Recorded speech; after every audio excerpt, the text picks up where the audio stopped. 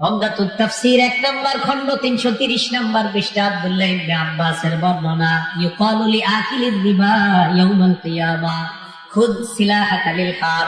কিয়ামতের ময়দানে সুদখোরকে আল্লাহ বলবে, সুদখোর তুমি তোমার অস্ত্র নাও, আমি আল্লাহর সাথে আর আমার নবীর সাথে লড়াই করার জন্য। সুদখোরের অস্ত্র কি?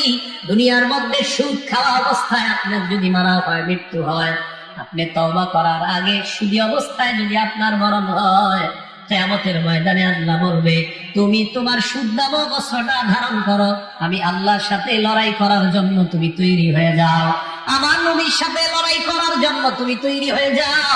তোমার অস্ত্রটাও আমার সাথে লড়াই করার জন্য, আমার নবীর সাথে লড়াই করার জন্য তুমি তোমার অস্ত্রটা নাও। আমি আপনাদের কাছে জানতে চাই, কিয়ামতের ময়দানে আল্লাহর সাথে আর তার নবীর সাথে লড়াই করার ক্ষমতা কারো আছে? তাহলে সুদের কারবার ছেড়ে দিল না। 1 নাম্বার, কার সাথে লড়াই করা? সুদ খাওয়া মানে আল্লাহ নবীর সাথে লড়াই করা। 2 নাম্বার, যারা সুদ খায় তারা কিয়ামতের ময়দানে কবর থেকে পাগল অবস্থায় উঠবে। বলেন নাউজুবিল্লাহ। সূরা বাকারার 278 নম্বর আয়াতে কারিমা তেলাওয়াত করলাম। এই আয়াতের বিষয়বস্তু সম্পর্কে আলোচনা করার আগে সূরা বাকারার 275 নম্বর আয়াতের সামান্য অংশ আমরা জানবো, এরপর 278 নম্বর আয়াতের আলোচনা শুরু করব। সূরা বাকারার 275 নং আয়াতের এক অংশে আল্লাহ বলেন, ওয়াহাল্লাল্লাহুল বাই'a ওয়া হাররামার রিবা। ব্যবসার পদ্ধতিতে যে লাভ, এই লাভকে আল্লাহ হালাল করেছেন। সুদের পদ্ধতিতে যে লাভ, এই লাভকে আল্লাহ হারাম করেছেন। সবাই বলেন তো, ব্যবসাকে হালাল করেছেন কে? সুদকে হারাম করেছেন কে? আল্লাহ। হালাল হারামের ক্ষেত্রে 4টা মূলনীতি মনে রাখবেন। 1 নাম্বার, আল্লাহ যা হালাল করেছেন তা কিয়ামত পর্যন্ত হালাল। আল্লাহ যা হারাম করেছেন তা কিয়ামত পর্যন্ত হারাম। as-সিলসিলাতুস সহিহা, নাসিরউদ্দিন আলবানী রাহমাতুল্লাহ আলাইহির লেখা, হাদিস নাম্বার 2256 নম্বর হাদিস। عن أبي الدرداء رضي الله تعالى عنه قال قال رسول الله صلى الله عليه وسلم, আল্লাহ নবী বলেন, মা আহাল্লাল্লাহু ফি কিতাবিহি ফাহুয়া হালাল। আল্লাহর কোরআনের মধ্যে আল্লাহ যা হালাল করেছেন তা হালাল। ওয়া মা হাররামা ফীহি মিন হারামিন ফাহুয়া হারাম। আল্লাহর কোরআনের মধ্যে আল্লাহ যা হারাম করেছেন তা হারাম। 1 নাম্বার মূলনীতি, আল্লাহর হালাল কিয়ামত পর্যন্ত হালাল, আল্লাহর হারাম কিয়ামত পর্যন্ত হারাম। এটা হলো 1 নাম্বার। 2 নাম্বার, আল্লাহ যা হালাল করেছেন তা হারাম করার অধিকার, অথবা আল্লাহ যা হারাম করেছেন তা হালাল করার অধিকার পৃথিবীর কোনো মানুষের নাই। এমনকি মুহাম্মদ সাল্লাল্লাহু আলাইহি ওয়াসাল্লামেরও নাই। বুখারী শরীফের 5267 নম্বর হাদিস। হাদিসের বর্ণনাকারী আম্মা জান আয়েশা সিদ্দিকা রাদিয়াল্লাহু তাআলা আনহা। আম্মা জান আয়েশা সিদ্দিকা বলেন, কানা রাসূলুল্লাহ সাল্লাল্লাহু আলাইহি ওয়াসাল্লাম ইয়ামকুসু ইনদা যায়নাব ইবনাতি জাহাশ রাদিয়াল্লাহু তাআলা আনহা। আম্মা জান আয়েশা বলেন, আল্লাহর নবী যায়নাব বিনতে জাহাশ রাদিয়াল্লাহু তাআলা আনহার কাছে দীর্ঘ সময় অবস্থান করতেন। ওয়া ইয়াশরাবু ইনদাহা আসালা, তার কাছে মধু পান করতেন, মধু। আম্মা জান আয়েশা সিদ্দিকা বলেন, আল্লাহর নবী যায়নাবের কাছে দীর্ঘ সময় থাকাটা, এটা আমি আর আমার আরেক সতীন হাফসা, আমরা দুজন ব্যাপারটা পছন্দ করি নাই। নবী তার এক বিবির কাছে দীর্ঘ সময় থাকে। আম্মা জান আয়েশা বলেন, আমি আর হাফসা, তাওয়াসাইতু আনা ওয়া হাফসা, আমি আর হাফসা দুজনে পরামর্শ করলাম। আন্না আইয়াতানা দাখালা আলাইহা নবী সাল্লাল্লাহু আলাইহি ওয়াসাল্লাম। আমি হাফসাকে বললাম, হাফসা, নবীজি জয়নবের কাছে যখন অবস্থান করে, জয়নবের কাছ থেকে অবস্থান করার পর আমার অথবা তোমার এই দুইজনের যার কাছে আল্লাহ নবী আগে আসবে, ফালতাকুল ইন্নী আজিদু মিনকা রিহা মাগাফির আকালতাল মাগাফির। আমার কাছে নবী আসলে আমি বলবো, হুজুর আপনি কি মাগাফির খেয়েছেন নাকি? তোমার কাছে তুমিও আসলে বলবা, আপনি কি মাগাফির খেয়েছেন কিনা। মাগাফির বলেন তো কি শব্দটা?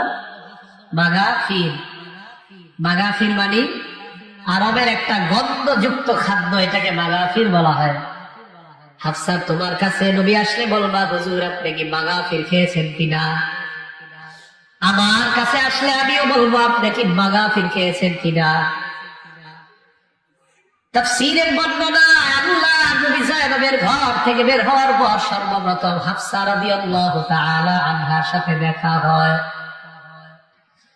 হযরতে হাফসা বললেন, ইয়া রাসূলুল্লাহ আকালতাল মাগাফির, আপনি কি মাগাফির খেয়েছেন কিনা। আল্লাহ নবী কয়, না আমি মাগাফির খাই নাই। আপনার মুখ থেকে মাগাফিরের গন্ধ আসে কেন? আল্লাহ নবী জবাব দেয়, অসম্ভব, আমি তো মধু পান করলাম, আমি মাগাফির খাই নাই। কয় না, আপনি মাগাফির খেয়েছেন।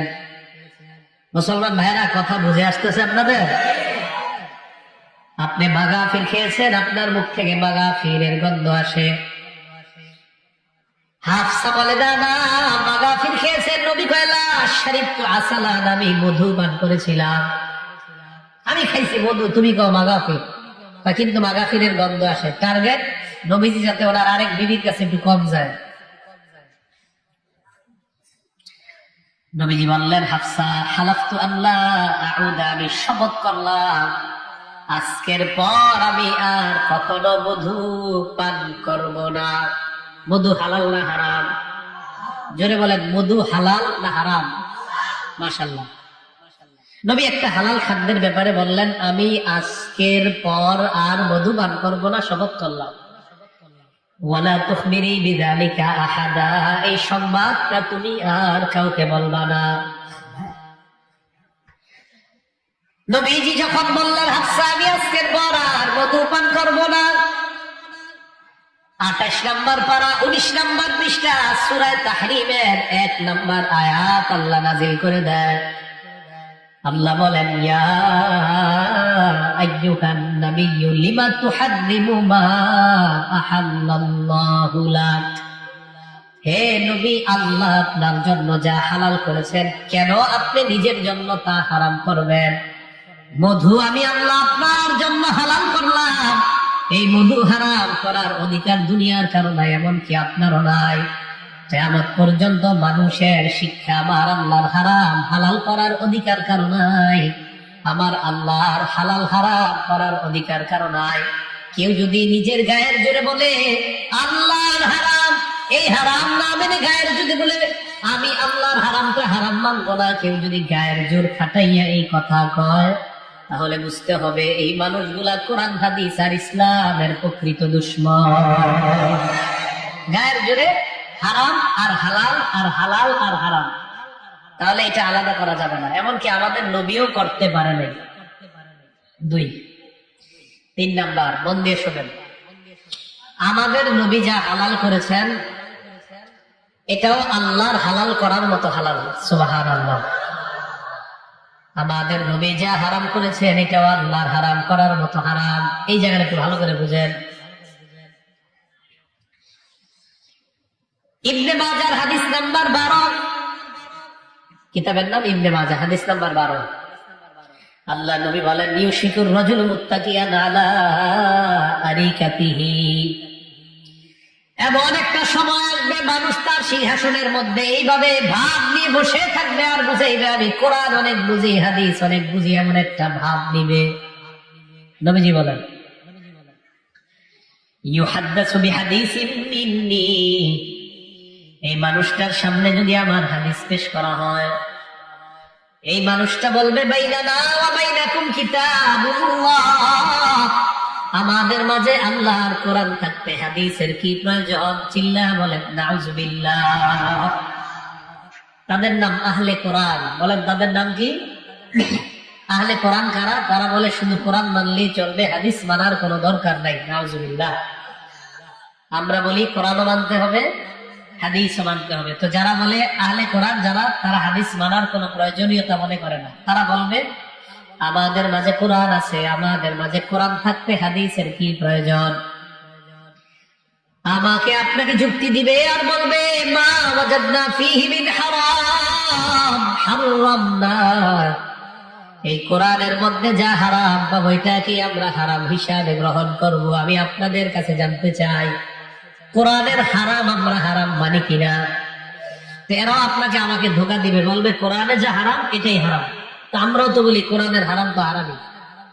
ওয়ামা ওয়াজাদনা ফীহি মিন হালালিন ইস্তাহলালনা, আমরা কোরআনের মধ্যে যেটা হালাল পাই এটাকে হালাল হিসাবে গ্রহণ করব, এই কথা তারা বলবে। আমি প্রথমে আপনাদের মুসলমানদের কাছে জানতে চাই, বলেন কোরআনের হালাল আমরা হালাল মানি কিনা? কোরআনের হারাম আমরা হারাম মানি কিনা? তো এরা আমাকে আপনাকে বলবে কোরআনের হালাল থাকতে হাদিসের হালালের দরকার নাই, কোরআনের হারাম থাকতে হাদিসের হারামের কোনো দরকার নাই।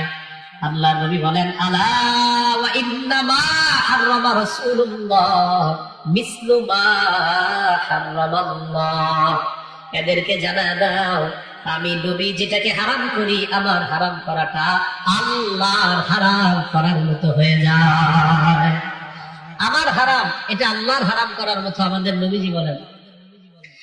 আহলে কোরআন যারা বলে হাদিসের দরকার নাই, তাদের টার্গেট হলো উম্মত যেন নামাজ না পড়ে, কারণ হাদিসের মধ্যে আছে জোহরের নামাজ 4 রাকাত, ফজর 2 রাকাত, আসর 4 রাকাত, মাগরিব 3 রাকাত, এশা 4 রাকাত। এই কথাগুলা কোরআনের কোন আয়াতে লেখা নাই। ফজর নামাজ যে 2 রাকাত, জোহরের নামাজ 4 রাকাত, কোরআনের কোন আয়াতের মধ্যে লেখা নাই। আসরের নামাজ 4 রাকাত, কোরআনের কোন আয়াতে লেখা নাই। মাগরিবের নামাজ 3 রাকাত, কোরআনের কোন আয়াতের মধ্যে লেখা নাই। এশার নামাজ 4 রাকাত, কোরআনের কোন আয়াতে লেখা নাই। তাদের টার্গেট হলো আপনাকে বলবে কোরআন মানলেই চলবে, হাদিস মানার দরকার নাই। তাদের ধান্দা হলো তারা নিজেরাও নামাজ পড়বে না, উম্মতকেও নামাজ থেকে দূরে সরাইতে চায়। এটা তাদের টার্গেট। কারণ কোরআন মানলে নামাজ পড়া লাগে না, শুধু কোরআন মানলে ফজরের নামাজ যে 2 রাকাত এটা তো কোরআনের কোথাও নাই। তাই শুধু কোরআন মানার স্লোগান দিলে ফজর পড়া লাগবে না, জোহর পড়া লাগবে না। প্রিয় মুসলমান ভাইয়ারা, এতটুকু কথা কি আপনাদের বুঝে আসছে? তাহলে 1 নাম্বার আল্লাহর হালাল হালাল, আল্লাহর হারাম হারাম। 2 নাম্বার আল্লাহর হালালকে হারাম করার অধিকার অথবা আল্লাহর হারামকে হালাল করার অধিকার পৃথিবীর কারো নাই। 3 নাম্বার আমাদের নবীজির হালাল এটা আল্লাহর হালালের মতো হালাল, আমাদের নবীজির হারাম এটাও আল্লাহর হারামের মতো হারাম। 4 নাম্বার হালাল আর হারামের মাঝে কিছু বিষয় আছে অস্পষ্ট, সন্দেহযুক্ত। এই জিনিসগুলা থেকেও বেঁচে থাকা। এটা বলার আগে একটা উদাহরণ দিয়ে আপনারা বুঝবেন। আপনারা দেশে ধান ক্ষেত আছে, ধান ক্ষেত, ধান ক্ষেতের মালিক, গম ক্ষেতের মালিক, ওনার ধান ক্ষেতের পাশ দিয়ে অথবা গম ক্ষেতের আইল দিয়ে 3-4টা 10-12টা বকরি নিয়ে হাঁটতেছে। ধান ক্ষেত আর গম ক্ষেতের মালিক এই যে বকরি নিয়ে হাঁটতেছে, এটা সহ্য করবে? কেন? কারণ একটা বকরি সম্ভাবনা আছে ছুঁইটা গিয়ে তার ধান খেতে মুখ দিয়ে ধান খেয়ে ফেলার সম্ভাবনা আছে। এজন্য মালিক কখনো চায় না যে ধান খেতে গিয়ে এই ছাগল ধান খাক, গম খাক। এতটুকু কথা কি আপনাদের বুঝে আসছে? তাহলে হাদিস বুঝবেন। বুখারী শরীফের 52 নম্বর হাদিস। ক্বালা রাসূলুল্লাহ সাল্লাল্লাহু আলাইহি ওয়াসাল্লাম, আল্লাহর নবী বলেন আল হালালু বায়্যিনুন ওয়াল হারামু বায়্যিন। আল্লাহর নবী বলেন হালাল স্পষ্ট, হারাম স্পষ্ট, ওয়া বাইনাহুমা মুশাব্বাহাত। হালাল হারামের মাঝে কিছু বিষয় আছে অস্পষ্ট, সন্দেহযুক্ত। লা ইয়ালামুহা কাসীরুম মিনান নাস। আল্লাহর নবী বলেন এই যে সন্দেহযুক্ত বিষয়গুলোর ব্যাপারে অধিকাংশ মানুষ জানে না। নবী বলেন ফামানিত্তাকাল মুশাব্বাহাত, সন্দেহযুক্ত জিনিস থেকে যারা তোমরা বেঁচে থাকতে পারবা, ফাকাদ ইস্তাবরা লিদীনিহি ওয়া ইরজিহি, তার মর্যাদা তার ধর্ম আল্লাহ হেফাজত করে নেয়। আপনি যদি সন্দেহযুক্ত জিনিস থেকে বাঁচেন, আপনার ধর্ম বাঁচবে, আপনার মর্যাদা বাঁচবে, আপনার ধর্ম ঠিক থাকবে, আপনার মর্যাদা ঠিক থাকবে যদি সন্দেহযুক্ত জিনিস থেকে বাঁচেন। এবার আল্লাহ নবী বলেন, ওয়ামান ওয়াকা ফিল মুশাব্বাহাত, সন্দেহযুক্ত জিনিসের মধ্যে যদি কেউ লিপ্ত হয়, এই ব্যক্তির দৃষ্টান্ত হলো কারাইন ইয়ারআ হাওলাল হিমা, এই ব্যক্তির দৃষ্টান্ত ওই রাখালের মতো, যে রাখাল কোন বাচ্চার বাড়ির সামনে দিয়ে ছাগল চড়ায়, কোন রাখাল বাচ্চার বাড়ির সামনে দিয়ে মেষ চড়ায়, ছাগল চড়ায়, বাচ্চার বাড়ির সামনে লেখা এই বাড়ির মধ্যে যেন কোন ছাগল মেষ ঢুকতে না পারে, এই কথাটা লেখা। এরপরেও রাখাল যখন ছাগল চড়ায়, বাচ্চার হুকুম অমান্য করে, ছাগল 10-12টা নিয়ে বাচ্চার বাড়ির সামনে দিয়ে যায়, বলেন আপনারা 1-2টা ছাগল বাচ্চার বাড়ির মধ্যে ঢুকে যাওয়ার সম্ভাবনা আছে না নাই? আল্লাহ নবী বলেন, তুমি যখন সন্দেহযুক্ত জিনিসের মধ্যে লিপ্ত হইবা, সম্ভাবনা আছে ওই সন্দেহ তোমাকে হারামের মধ্যে লিপ্ত করবে। আওয়াজ দিয়ে বলেন নাউজুবিল্লাহ। নবী বলেন, শোনো, ইন্না লিকুল্লি মালিকিন হিমা, দুনিয়ার সব রাজা বাদশাদের একটা সীমানা আছে। ওয়া ইন্না হিমাল্লাহি মাহারিমুহু, আল্লাহর সীমানা হলো নিষিদ্ধ যত বিষয় দুনিয়ার মধ্যে আছে, এই নিষিদ্ধ বিষয় থেকে তোমরা দূরে থাকবা। তাহলে বলেন, আল্লাহর নিষিদ্ধ জিনিস তো করাই যাবে না। আল্লাহর নবী কয়, কোন সন্দেহের মধ্যে যাবা না, গেলে তুমি আল্লাহর নিষেধাজ্ঞার মধ্যে ঢুকে যাওয়ার সম্ভাবনা। ইসলামের নাম দিয়ে কোন মানুষ হারাম কোন একটা কোম্পানি খুললো আর বললো এই জায়গায় কোনো হারাম নাই, হারাম নাই, এরপরে উলামায়ে কেরাম যাচাই করে বাছাই করে বললো না, এই জায়গায় হারামের সম্ভাবনা আছে। এবার আপনি বারবার উলামায়ে কেরামকে প্রশ্ন করেন, হুজুর ওই গ্রুপের থাকলে আমাদের কোনো সমস্যা আছে কিনা? যখন আপনি দেখবেন উলামায়ে কেরাম কোন বিষয়ের ব্যাপারে কথা বলে, বুঝতে হবে এই জায়গায় সন্দেহ ঢুকে গেছে। এখন আপনার উচিত হলো এই সন্দেহযুক্ত জিনিস থেকে দূরে থাকা, অন্যথায় হারামের মধ্যে লিপ্ত হওয়ার সম্ভাবনা আছে। আল্লাহ আমাদের সকলকে হারাম হালাল বেছে সন্দেহযুক্ত জিনিস থেকেও যেন বেঁচে থাকতে পারি তৌফিক দান করেন, বলেন আমিন। 4টা কথা। 1 নাম্বার আল্লাহর হালাল, আল্লাহর হারাম। 2 নাম্বার আল্লাহর হালালকে হারাম করা, আল্লাহর হারামকে হালাল করার অধিকার কারো নাই। 3 নাম্বার আমাদের নবীর হালাল আল্লাহর হালালের মতো হালাল, আমাদের নবীর হারাম আল্লাহর হারামের মতো হারাম। 4 নাম্বার হালাল হারামের মাঝে কিছু অস্পষ্ট বিষয়, এইগুলা থেকে বেঁচে থাকা। আল্লাহ আমাকে, আপনাদেরকে, আমাদের সকলকে হারাম থেকে বেঁচে থাকতে যেন পারি আল্লাহ তৌফিক দান করেন, বলেন আমিন। এবার আপনাদের কাছে জানতে চাই, ব্যবসার লাভ হালাল, এই হালাল টাকার কোরআনের মধ্যে আল্লাহ বলেন আহাল্লাল্লাহুল বাইআ, আমি ব্যবসা হালাল করলাম। আওয়াজ দিয়ে বলেন, ব্যবসা হালাল করেছেন কে? ওয়া হারামার রিবা, সুদ আমি আল্লাহ হারাম করলাম। ব্যবসা হালাল করেছেন আল্লাহ, সুদ হারাম করেছেন আল্লাহ। এই কথাটা মনে রাখলে সামনের আলোচনায় আমরা আগাইতে পারি। আলোচনা শুনবেন তো? এমন এক বিষয়ের আলোচনা করতেছি আমি আজকে, আল্লাহ জানে কি ঘটনা ঘটে। তাহলে 275 নাম্বার আয়াত থেকে জানলাম ব্যবসা হালাল, সুদ হারাম। এবার 278-এ আসি। 278 মানে যে আয়াত আমি পড়ছি, এই আয়াতে আল্লাহ বলেন, কি বলেন আল্লাহ? এই আয়াত জানার আগে একটা প্রেক্ষাপট ভূমিকা জানি। মক্কার 2 গোত্র, এক গোত্রের নাম সাকিফ, আরেক গোত্রের নাম মাখজুমি। এই 2 গোত্র মক্কার, একটার নাম সাকিফ আর একটার নাম মাখজুমি গোত্র। কানারিবান বাইনাহুম ফিল জাহিলিয়া, এই 2 গোত্রের মাঝে মূর্খতার যুগে সুদের কারবার ছিল তাদের মাঝে। এতটুকুই কথা বুঝে আসছে? সুদের কারবার। ফালাম্মা জাআল ইসলাম দাখালু ফি, ইসলামের দাওয়াত পাওয়ার পর সাকিব গোত্র, মাখজুমি গোত্র, উভয় গোত্র কালিমা পড়ে মুসলমান হয়ে যায়। মাথাটা একটু খাটান। এবার আপনাদের কাছে আমার প্রশ্ন, সাকিব গোত্র, মাখজুমি গোত্র অমুসলমান অবস্থায় সুদের কারবার করতো, এখন তারা উভয় গোত্র মুসলমান। আবার জিজ্ঞাসা করি, সাকিব গোত্র আর মাখজুমি গোত্র অমুসলমান অবস্থায় সুদের কারবার করেছিল, এখন তাদের অবস্থানটা কি অমুসলমান না মুসলমান? এটুকু বুঝে আসছে? আমার আলোচনা বুঝতে হবে, আমার আলোচনা কানের সুদ দিয়ে না, দিলের মধ্যে ঢুকান। আপনারা বুঝতে হবে, না বুঝলে যে কেউ জিজ্ঞাসা করবেন, আল্লাহর হস্তে ক্লাসের মতো বুঝার চেষ্টা করবেন। সাকিব গোত্র মাখজুমি গোত্র উভয় গোত্র মুসলমান হয়েছে। মুসলমান হওয়ার পর সাকিব গোত্র মাখজুমি গোত্রের কাছে গিয়ে কয়, আমাদের বাকি সুদের টাকাগুলা দাও। এবার আপনাদের কাছে আমার প্রশ্ন, বলেন তো, যারা সুদের টাকা চাইলো তারা কি মুসলমান না অমুসলমান? মাশাআল্লাহ, আপনারা আলোচনা বুঝতেছেন। তাহলে এবার আমি খুশি মনে আলোচনা করা যাবে। সাকিব গোত্র সুদের টাকা চাইলো, তারা কি মুসলমান না অমুসলমান? এবার দেখি আরেকটা, যাদের কাছে চাইলো তারা কি মুসলমান না মুসলমান? মুসলমান। মাশাআল্লাহ, একদল মুসলমান কয় সুদের বাকি টাকাগুলা দাও। মাখজুমি গোত্র তারা মুসলমান, তারা জবাব দেয়, লা নুতির রিবা ফিল ইসলাম, ইসলাম গ্রহণ করেছি আমরা সুদের টাকা দিব না।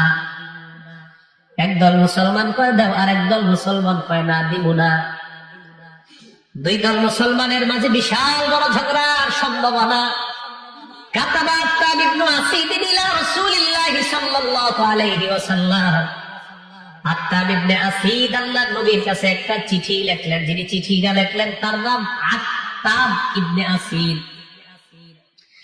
নবীর কাছে চিঠি পাঠাইলেন, ইয়া রাসূলুল্লাহ, ইয়া হাবিবাল্লাহ, সাকিব গোত্র মুসলমান, মাখজুমি গোত্র মুসলমান, একদল মুসলমান আর একদল মুসলমান কয় সুদের টাকা দাও। আল্লাহ নবী চিঠি পড়ে শোনাইতেছে নবীজিকে। নবীজি যখন চিঠি পড়তে থাকলেন, ওই মুহূর্তে আল্লাহ পাক রব্বুল আলামিন সূরা বাকারার 278 এবং 279 নাম্বার আয়াত আল্লাহ নাযিল করে দেন। বুঝে আসছে? তাহলে এবার বলা যায় 278 নাম্বার আয়াতটা কি। আয়াত বলার পরে আমি আপনাদেরকে কিছু কথা বলবো। এই আয়াত থেকে আমার আপনাদেরকে কি বলার, আবার বলছি, এই আয়াত নাযিল করছে সাকিব গোত্রের জন্য আর মাখজুমি গোত্রের জন্য। তো এই আয়াত থেকে আমি এই ত্রিশালের ভৈরববাসীর কি কব, এটা আপনারা শুনবেন। আল্লাহ রাব্বুল আলামিন নবীকে বললেন, নবী আপনি তাদেরকে জানায় দেন, ইয়া আইয়ুহাল্লাযীনা আমানুত্তাকুল্লাহ, হে সাকিব গোত্র তোমরাও ঈমানদার, হে মাখজুমি গোত্র তোমরাও ঈমানদার, ইত্তাকুল্লাহ, তোমরা আল্লাহকে ভয় করো, ওয়াযারু মা বাকিয়া মিনার রিবা ইন কুনতুম মুমিনিন, তোমরা যদি ঈমানদার হও সুদের কারবার ছেড়ে দাও। এবার আমি আপনাদেরকে বলি, ইন কুনতুম মুমিনিন অর্থ তোমরা যদি ঈমানদার হও। আমি আবার বলছি, ইন কুনতুম মুমিনিন অর্থ তোমরা যদি ঈমানদার হও। এবার আমি আয়াতটা পড়ি, আপনারা অনুবাদটা করবেন। বলেন তো, ইন কুনতুম মুমিনিন অর্থ কি? আরো জোরে বলেন, আরো জোরে বলেন। এবার আপনারা বলেন, আমরা যদি ঈমানদার হই, সবাই বলেন। আল্লাহ বলেন, তোমরা যদি ঈমানদার হও তাহলে আজকের আগের সুদের কারবার সব ছেড়ে দাও। আপনারা ঈমানদার? হ্যাঁ, আল্লাহ বলেন যদি ঈমানদার হও আজকের আগের যত সুদের কারবার সব সুদের কারবার তোমরা ছেড়ে দাও। সাকিব গোত্র আর মাখজুমি গোত্রের কাছে এই আয়াত আসার পর সাকিব গোত্র মাখজুমি গোত্র কয় সর্বনাশ। আল্লাহ বলছে যদি তোমরা ঈমানদার হও সুদের কারবার ছেড়ে দাও। সাথে সাথে তারা কয় না তুবু ইলাল্লাহ, এই মুহূর্তে আমরা আল্লাহর কাছে তওবা করলাম, আগের সুদের সব কারবার ছেড়ে দিলাম। তাহলে তারা সুদের কারবার ছেড়ে দেয়। এবার আপনাদেরকে আমার বলা, আমাকে আল্লাহর নবীর একজন ওয়ারিস হিসাবে আপনাদের কাছে আল্লাহ আমাকে পাঠাইলেন আর বলে দিলেন, আরিফ বিন হাবিব, এই বৈলরের মানুষগুলারে জানায় দাও, তোমরা যদি ঈমানদার হও তাহলে তোমরা সুদের কারবার ছেড়ে দাও। কিসের কারবার? সুদের কারবার ছেড়ে দাও। তাহলে সুদ আমরা খাওয়া যাবে? হালাল না হারাম? আরো জোরে বলেন, সুদ হালাল না হারাম? আল্লাহ আমাদের সকলকে সুদ থেকে যেন বেঁচে থাকতে পারি আল্লাহ তৌফিক দান করেন। তাহলে সুদের ব্যাপারে আর কথা বলা দরকার আছে? এতটুকু যথেষ্ট না? তাহলে হালাল হারামের 4 মূলনীতির আলোকে আমরা বুঝতে পারলাম সুদ এটা হারাম। এই হারামটা কি খাওয়া যাবে? আল্লাহ আমাকে আপনাকে সেই এলাকার সকলকে যেন সুদ মুক্ত একটা সমাজ গঠন করতে পারি, আল্লাহ তৌফিক দান করেন। তাহলে অন্য আলোচনা যাওয়া যায়? সবাই বলেন যাওয়া যায়? না, আমি তো সুদের আলোচনাই করবো। আমি দেখলাম কি করে সুদের আলোচনা তো শুরু হয় নাই। কি হয় নাই? শুনে খালি গণবেন কি কই। সুদ যারা খায় তারা ভয়াবহ 12টা অবস্থা মনে রাখবেন। জোরে বলেন কয়টা? সবাই একসাথে। সুদ যারা খায় আর যারা না খায় সবাই কয়টা অবস্থা মনে রাখবো? এই মুহূর্ত থেকে কেউ আর উঠবেন না, উঠলেই সন্দেহ লাগবে। ঠিক আছে, উঠেন না। বলেন তো সুদের কয়টা ভয়াবহ অবস্থা? 1 নাম্বার, যারা সুদ খায় তারা আল্লাহ রসুলের বিরুদ্ধে যুদ্ধের ঘোষণা দেয়। সূরা বাকারা 279 নম্বর আয়াতে আল্লাহ রব্বুল আলামিন বলেন, ফাইল্লাম তাফআলু ফাযানু বিহারবিম মিনাল্লাহি ওয়া রাসূলি। যদি তোমরা সুদের কারবার ছেড়ে না দাও তাহলে আল্লাহ আর তার রাসূলের বিরুদ্ধে যুদ্ধের ঘোষণা দিয়ে দাও। আল্লাহ বলেন যদি তোমরা সুদের কারবার ছেড়ে না দাও, আল্লাহর নবীর বিরুদ্ধে যুদ্ধের ঘোষণা দিয়ে দাও। বৈলরের মুসলমান, আপনাদের পায়ে ধরে বলি আমি, আল্লাহ আর আল্লাহ নবীর বিরুদ্ধে যুদ্ধের ঘোষণা, এটা ভয়ঙ্কর কথা। আজকে আমি আলোচনা করার পর যারা এই সুদের কারবারে লিপ্ত থাকবে, আল্লাহ বুঝাইতে চায়, বান্দা তুমি আলোচনাটা শোনার পরেও যদি সুদের কারবার করো তাহলে কেমন যেন তুমি এখনো আমি আল্লাহ আর আমার নবীর বিরুদ্ধে যুদ্ধের ঘোষণায় তুমি এখনো রাজি আছো। উমদাতুত তাফসীর 1 নম্বর খণ্ড 330 নম্বর পৃষ্ঠা আব্দুল্লাহ ইবনে আব্বাসের বর্ণনা, ইউকালু লিআকিলির রিবা ইয়াউমাল কিয়ামা খুদ সিলাহাকা লিল হার। কিয়ামতের ময়দানে সুদখোরকে আল্লাহ বলবে, সুদখোর তুমি তোমার অস্ত্র নাও আমি আল্লাহর সাথে আর আমার নবীর সাথে লড়াই করার জন্য। সুদখোরের অস্ত্র কি? দুনিয়ার মধ্যে সুদ খাওয়া অবস্থায় আপনার যদি মারা হয়, মৃত্যু হয়, আপনি তওবা করার আগে সুদী অবস্থায় যদি আপনার মরণ হয়, কিয়ামতের ময়দানে আল্লাহ বলবে তুমি তোমার সুদ নামক অস্ত্রটা ধারণ করো, আমি আল্লাহর সাথে লড়াই করার জন্য তুমি তৈরি হয়ে যাও, আমার নবীর সাথে লড়াই করার জন্য তুমি তৈরি হয়ে যাও। তোমার অস্ত্র নাও আমার সাথে লড়াই করার জন্য, আমার নবীর সাথে লড়াই করার জন্য তুমি তোমার অস্ত্রটা নাও। আমি আপনাদের কাছে জানতে চাই, কিয়ামতের ময়দানে আল্লাহর সাথে আর তার নবীর সাথে লড়াই করার ক্ষমতা কারো আছে? তাহলে সুদের কারবার ছেড়ে দিলাম না। 1 নাম্বার, কার সাথে লড়াই করা? সুদ খাওয়া মানে আল্লাহ আর আল্লাহ নবীর সাথে লড়াই করা। 2 নাম্বার, যারা সুদ খায় তারা কিয়ামতের ময়দানে কবর থেকে পাগল অবস্থায় উঠবে। বলেন নাউজুবিল্লাহ। যারা সুদ খায় তারা পাগল অবস্থায় উঠবে কিয়ামতের মাঠে। সূরা বাকারা আয়াত নাম্বার 275 আল্লাহ বলেন, আল্লাযীনা ইয়াকুলুনার রিবা। এই আয়াতের অর্থ, এই আয়াত পূর্ব আপনারা অনুবাদ করবেন, আল্লাযীনা ইয়াকুলুনার রিবা। আবার আল্লাযীনা ইয়াকুলুনার রিবা হয় নাই, সব দিক থেকে আল্লাযীনা ইয়াকুলুনার রিবা। এইটা আগে বললেন না এই আওয়াজটা? আবার হ্যাঁ, আল্লাযীনা ইয়াকুলুনার রিবা। মাশাআল্লাহ। কি হবে তারা? লা ইয়াকুমুনা ইল্লা কামা ইয়াকুমুল্লাযী ইয়াতাখাব্বাতুহুশ শাইতানু মিনাল মাস। কিয়ামতের ময়দানে এইগুলা কবর থেকে এমন অবস্থায় উঠবে, দেখলে মনে হবে শয়তান তাদেরকে স্পর্শ করে পাগল বানায়া দিছে। বলেন নাউজুবিল্লাহ। সুদখোরকে কিয়ামতের ময়দানে দেখলেই মনে হবে শয়তান তারে পাগল বানায়া দিছে। ভালো করে মনে রাখবেন, আমাদের দেশে অথবা সারা দুনিয়ার কোন কোট প্যান্টাইওয়ালা যদি বলে সুদ এটা সামান্য অল্প সুদ, কোনো ব্যাপার না, গ্রামগঞ্জের সামান্য 5-10 টাকার সুদ, এইগুলা কোনো ব্যাপার না। ডক্টর ইউনূসের মতো যদি কেউ বলে গ্রামগঞ্জের ক্ষুদ্র ঋণ, এই ঋণগুলা কোনো ব্যাপার না, সুদের মধ্যে এইগুলা কোনো সমস্যা না, সে যত বড় ডক্টর হোক, আমরা বলবো তুমি দুনিয়ায় থাইকাও তুমি শয়তানের দ্বারা তুমি পাগল, এতে কোনো সন্দেহ নাই। দুনিয়াতে যদি কেউ বলে সুদ এটা ব্যাপার না, সামান্য কিছু খাওয়া, কেউ যদি ইসলামের লেবাস লাগায় আর ওই জায়গায় বলে এই জায়গায় সুদ কম দেওয়া হয়, কিসের লেবাস লাগায়? ইসলামের লেবাস, ইসলামের নাম দিয়ে যদি বলে এই জায়গায় তুলনামূলক সুদ কম দেওয়া হয়, আর যদি এই কথা বলে আমাদের এই জায়গায় হালাল ভাবে ব্যবসা পরিচালিত হয় আবার সুদের কারবার হয়, বুঝতে হবে এই মানুষগুলা হলো মুনাফিক মার্কা শয়তান। ইসলামের লেবাস দিয়া সুদ, কথা বুঝে আসছে? 1 নাম্বার সুদ খাওয়া, আল্লাহ আল্লাহ নবীর সাথে লড়াই করা। 2 নাম্বার সুদ খাওয়া মানে কিয়ামতের ময়দানে পাগল অবস্থায় ওঠা। এবার আমার দিকে তাকান। 3 নাম্বার সুদ খাওয়া মানে আপনার গলাটা এইভাবে চেপে ধরবে, কেউ এইভাবে চুমড়ে চেপে ধরবে, আসলে কিন্তু কেউ ধরবে না।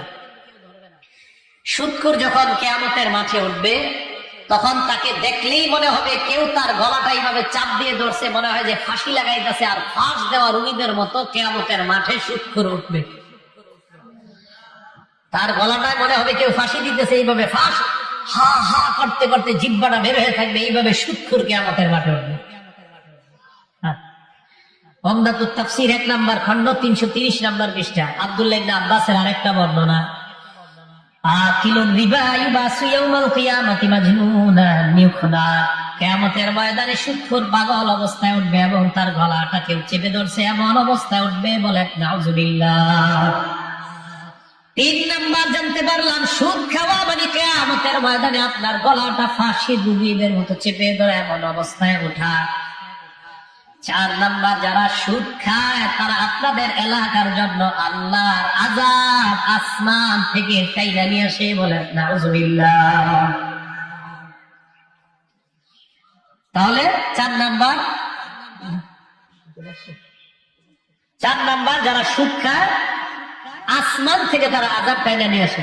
এই জায়গায় একটু তাড়াতাড়ি শোনেন। তাহলে আপনাদের এলাকার নাম বৈলর, এই বৈলরের মানুষগুলা এই কথাটা মন দিয়ে শোনেন। আপনাদের এই বৈলরে আল্লাহ আযাব দিতে চায় না, সুদখোররা আযাবটা দুনিয়াতে চাই না। হাদিস দিয়ে দলিল দেই, সহিহ তারগীব ওয়া তারহিব 3 নাম্বার খণ্ড 69 নাম্বার পৃষ্ঠা। ক্বালা রাসূলুল্লাহ সাল্লাল্লাহু আলাইহি ওয়াসাল্লাম, আল্লাহ নবী বলেন, ইদা যাহারার রিবা ওয়াজ জিনা ফি ক্বরিয়া, কোন গ্রামের মধ্যে যখন 2টা অপরাধ বেশি হয়, আওয়াজ দিয়ে বলেন কোন এলাকায় কয়টা অপরাধ যখন বেশি হয়? এই বৈলরের মধ্যে যদি কয়টা অপরাধ বেশি হয় বলেন? আল্লাহ নবী বলেন, কদ আহাল্লু বিআনফুসিহিম আযাবাল্লাহ, ওই এলাকার মধ্যে সুদখোররা আর জিনাকারীরা 1 নাম্বার অপরাধের নাম হলো সুদ খাওয়া, 2 নাম্বার হলো জিনা করা। এই সুদখোর আর জিনাকারীরা আপনাদের এলাকার জন্য আল্লাহর আযাব বৈধ করে নেয়, বলেন নাউজুবিল্লাহ। তাহলে কি বুঝাইতে চাইলাম? সুদ খাওয়া আপনাদের এলাকার নিরপরাধ মানুষগুলোর উপর আযাব আসে সুদখোরদের কারণে। যারা সুদ খায় তাদেরকে চিহ্নিত করেন, করার পর বলবেন, এ সুদখোরের দল, হয়তো সুদ খাওয়া ছেড়ে দাও, না হয় আমাদের এলাকা ছেড়ে পালাও, আমাদেরকে আল্লাহর গজব থেকে বাঁচাও। সত্যি বলছি। 5 নাম্বার যারা সুদ খায় তাদের কারণে আপনাদের এলাকায় ফসল ভালো হবে না। গত বছর লাউ ধরছে গাছে 60টা, এবার 5টাও ধরবে না সুদখোরদের কারণে। বাচ্চা মায়ের বুকের দুধ পান করতে পারবে না। এই সুদখোর জবাব দেন, বাচ্চার কি দোষ? আপনার কারণে বাচ্চা মায়ের বুকের দুধ পায় না। 5 নাম্বার সুদখোরের কারণে আল্লাহ দুর্ভিক্ষ দেয় এলাকায়। দলিল মুসনাদে আহমদ, হাদিস নাম্বার 17822 নাম্বার হাদিস। ক্বালা রাসূলুল্লাহ সাল্লাল্লাহু আলাইহি ওয়াসাল্লাম, আল্লাহ নবী বলেন, মা মিন কওমিন ইয়াযহাবু ফীহিমুর রিবা, যে এলাকায় সুদের কারবার বেড়ে যায়, ইল্লা উখিযু বিসসানা, ওই এলাকায় আল্লাহ খাদ্যের অভাব দেয়, দুর্ভিক্ষ দিয়ে দেয়, ফসল হয় না, ভালো হয় না, ওই এলাকার মধ্যে গজব আর গজব লেগে যায়। এই হাদিসের আরেক অংশে আল্লাহ নবী বলেন, ওয়া মা মিন কওমিন ইয়াযহারু ফীহিমুর রিশাবা রাশা, যে এলাকার মধ্যে ঘুষের কারবার বেড়ে যায়, ইল্লা উখিযু বিররুবি, ওই এলাকার পুরুষগুলা দিন দিন কাপুরুষ হয়ে যায়। বিভিন্ন মাহফিলের মধ্যে গেলে অনেকে কয়, হুজুর এটা বললেন না, সেটা বললেন না, অনেক হুজুর এটা বললেন না, সেটা বললেন না, কিছু বলবেন তো।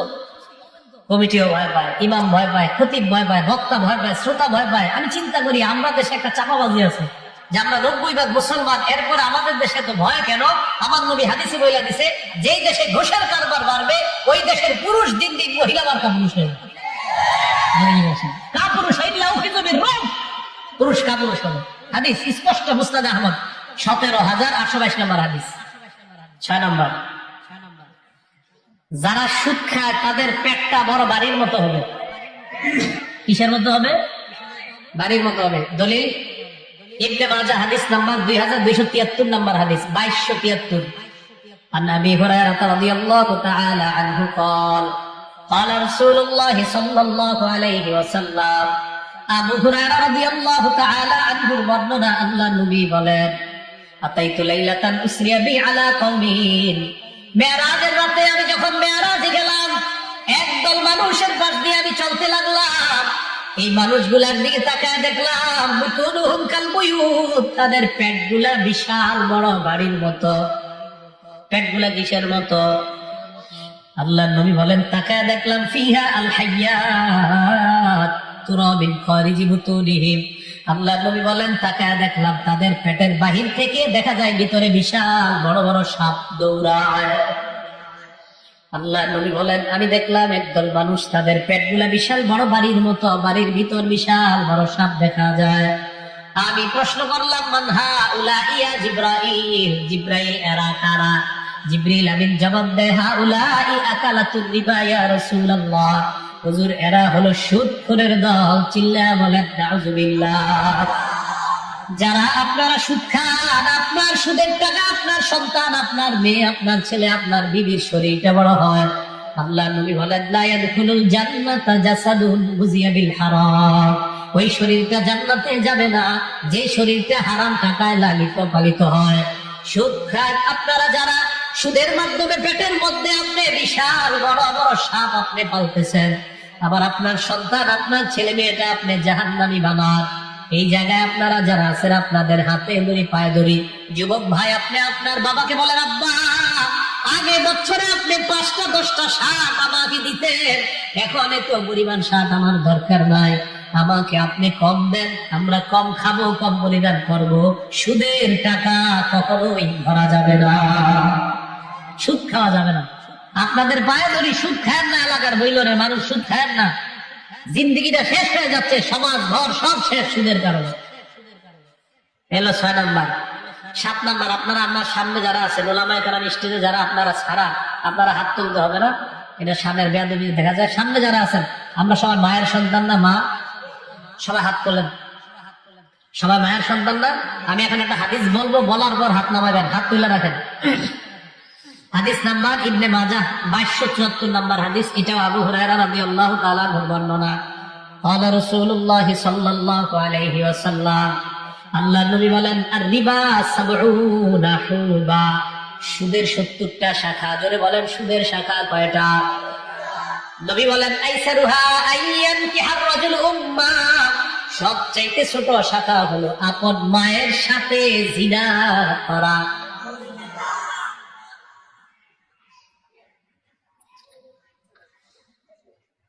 আপনাদের মারে যদি মহব্বত করেন, আজকে থেকে সুদ খাবেন না। মারা যারা আমার ওয়াজ শুনতেছেন, আপনার সন্তানকে আপনি সুদ খাইতে দিয়েন না। স্ত্রী যারা স্বামীকে বলবেন সুদ খাওয়া যাবে না।